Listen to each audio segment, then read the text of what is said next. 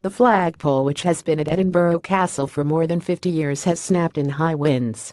The pole, which is on top of the Crown Square clock, broke in the early hours of Monday. Work to fix a mechanism inside it, which had failed, had just been completed last month. The castle was shut for a time on Monday morning due to strong winds, but is now reopened. However, the area around the pole has been cordoned off. The Union flag is raised every morning and lowered every evening.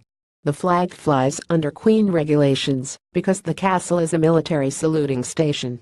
The flagpole is maintained and the responsibility of the Mott.A spokeswoman speaking on behalf of the Mott and Historic Environment Scotland, who manage Edinburgh Castle, said, "We are aware that the flagpole at Edinburgh Castle has suffered damage last night following high winds. We are working closely with our contractors who are currently on site to ensure that the area is secure and safe, as well as assessing how best to recover and repair the flagpole as quickly and safely as possible."